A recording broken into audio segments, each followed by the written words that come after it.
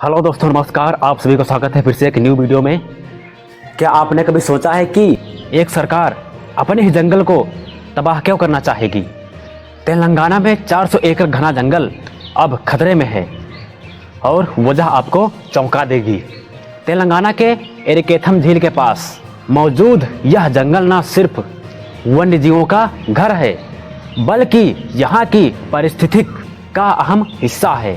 लेकिन अब इस पूरे इलाके को एक सरकारी परियोजना के लिए साफ करने की योजना बनाई गई है। सरकार का दावा है कि यह जमीन विकास के नाम पर ली जा रही है, एक बड़ी सरकारी इमारत, सड़क या इंडस्ट्रियल जोन के लिए। लेकिन सवाल यह है कि क्या यह विकास हमारे पर्यावरण की कीमत पर होना चाहिए? स्थानीय लोग इसका विरोध कर रहे हैं। जब हैदराबाद विश्वविद्यालय के छात्रों ने जंगल को बचाने के लिए विरोध किया तो करीब 50 छात्रों को पुलिस ने हिरासत में ले लिया। फिलहाल सुप्रीम कोर्ट ने अगले आदेश तक किसी भी गतिविधि पर रोक लगा दी है। उनका कहना है कि ये जंगल न केवल उनकी आजीविका का हिस्सा है बल्कि क्षेत्र की जलवायु को भी संतुलित रखता है। वन्य जीवों की कई प्रजातियां इस जंगल में पाई जाती हैं जिनका जीवन अब खतरे में है। पर्यावरण विशेषज्ञों का कहना है कि इतने बड़े स्तर पर जंगल को साफ करना जलवायु परिवर्तन को और तेज करेगा। शहरों में गर्मी बढ़ेगी, बारिश का पैटर्न बिगड़ेगा और जैव विविधता को गहरी चोट पहुंचेगी। तो सवाल यह उठता है कि क्या हमें विकास चाहिए या विनाश? क्या सरकार को वैकल्पिक रास्ते नहीं तलाशने चाहिए? 400 एकड़ जंगल सिर्फ एक जमीन का टुकड़ा नहीं है, यह जीवन है, हवा है, पानी है, प्रकृति है। भारत में खूबसूरत राष्ट्रीय पक्षी मोर को मारने पर 7 साल तक की सजा हो सकती है। कांग्रेस सरकार ने तेलंगाना में उसी मोर के घर को तबाह कर दिया। 400 एकड़ के जिस जंगल को काटा जा रहा है वो कांचा गाचीबोवली वन KGF हैदराबाद केंद्रीय विश्वविद्यालय के पास है। राज्य सरकार इस हिस्से को IT पार्क बनवाने के लिए खाली करवाना चाहती है, जिसका विश्वविद्यालय के छात्र छात्राएं और पर्यावरण कार्यकर्ता विरोध कर रहे हैं। उनका कहना है कि यह जंगल की जमीन है और इसे काटने से वहां रह रहे पशु पक्षियों और पर्यावरण को तो नुकसान होगा ही, साथ ही स्थानीय तापमान में भी बढ़ोतरी होगी।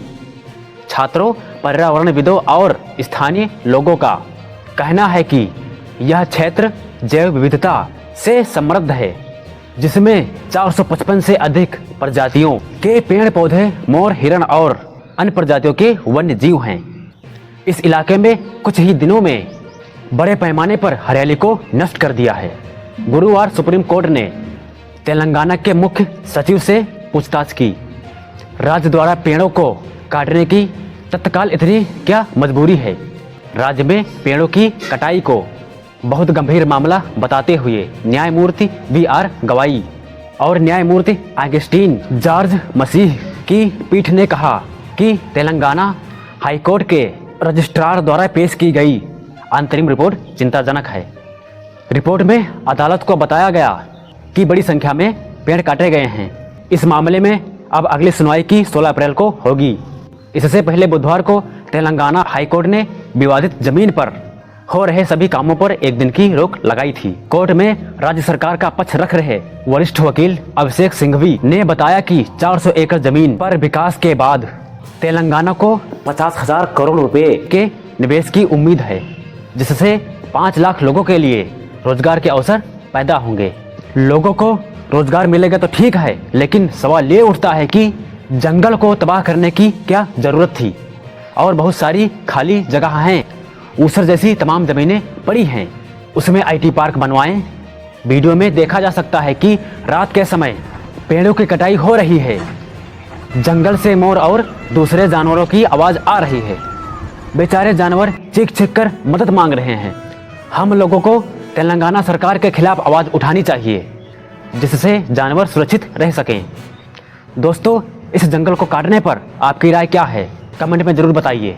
अगर आपने इस मुद्दे को ज़रूरी माना तो इस वीडियो को शेयर करें और पर्यावरण की आवाज़ बने। थैंक यू दोस्तों, मिलते हैं अगले नेक्स्ट वीडियो में कुछ नया लेकर। तब तक बने रहिए हमारे चैनल पर। जय हिंद।